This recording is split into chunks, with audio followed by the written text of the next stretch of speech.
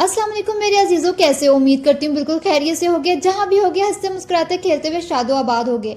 आज हम जिस टॉपिक पर बात करेंगे उसका नाम है तड़प।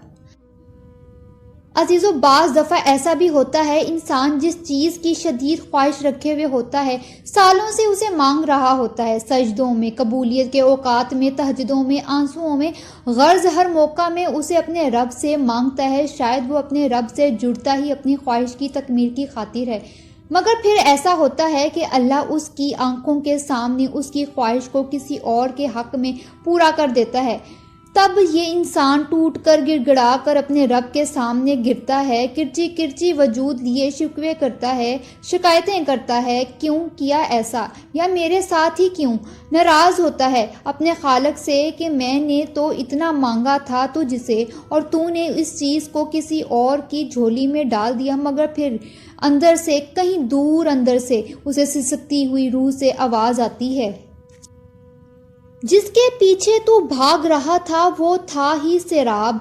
क्या तू इतना खुद गर्ज था कि अपने पैदा करने वाले के पास उस ख्वाहिश की तकमील की तमन्ना के लिए जाता था? तेरे सजदे जिसके लिए होने चाहिए थे, इसमें भी तो अपनी ख्वाहिश को बुत बनाए पूज रहा था। फिर ऐसा ही होना था। जो हुआ अच्छा हुआ कि तुझे समझ आई हकीकत क्या है, किस चीज़ से तूने अपने रब को नाराज किया है और तुझे जुड़ना किस से है, किसकी ख्वाहिश रखनी है, सजदे किसके खास करने हैं, किसके लिए आंसू बहाने हैं। अगर वो रब तेरी इस ख्वाहिश को पूरा कर देता तो तू जो सजदों में तड़प कर गिड़गिड़ा कर मांगता था वो भी तू छोड़ देता। इसलिए उसने तेरा दिल तोड़ा, अपनी मोहब्बत की तड़प से भर दे। हाँ, बाज़ औक़ात ऐसा भी होता है अजीज़ों, कुछ ख्वाहिशात का अधूरा रह जाना ही हमारे हक़ में बेहतर होता है, पर हम समझते नहीं हैं। वक्ती तौर पर हमारा टूटना ही हमें उस रब से जोड़ता है।